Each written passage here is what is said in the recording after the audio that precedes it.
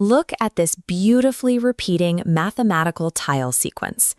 Now look closely at the hyper-realistic features of this marble face.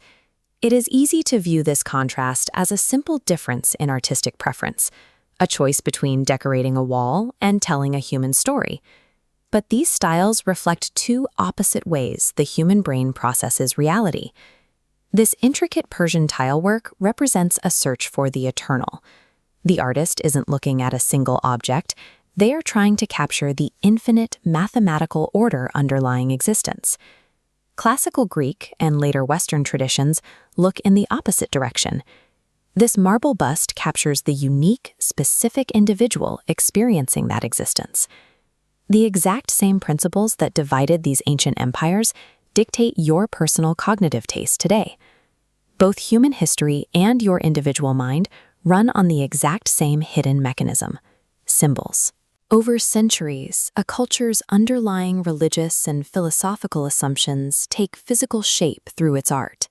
Ancient Iranian thought, like the Zoroastrian concept of cosmic order, naturally evolved into the sweeping geometries and architectural symmetry of Islamic Persian design. Conversely, the classical Greek philosophical emphasis on individual human excellence logically produced a centuries-long Western obsession with capturing anatomical realism and character. A civilization operates as a massive symbolic mind. Its historical experiences are permanently stored in these dominant visual frameworks.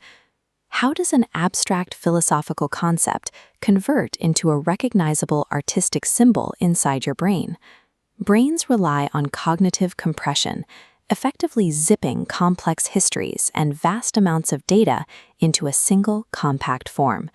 In the brain kinematics model, we call this central point an attractor. This isolated symbol acts as a hub, sprouting links to a massive web of data.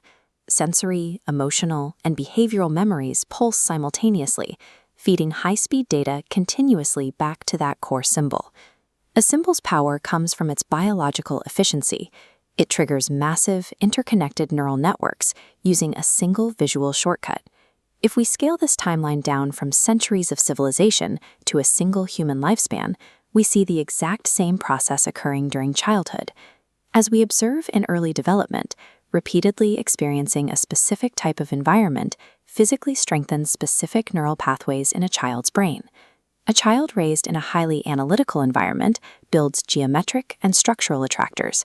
They develop a lifelong preference for logic and systems. A child raised in an emotionally complex environment builds social and narrative attractors, creating a lifelong orientation toward human relationships and stories. What we call personality is a personalized symbolic language, one gradually shaped by years of repeated experience loading strain into these specific neural pathways. We like to assume our daily beliefs and thoughts are formed through clean, isolated logical statements, but our language exposes our reliance on symbols. We routinely use physical metaphors to describe internal states, saying we are carrying a burden or standing at a crossroads. Humans think through these symbolic metaphors to navigate reality. You are running the exact same parallel systems of memory and narrative as those ancient empires, just on a microscopic scale. So which cognitive bias do you lean toward?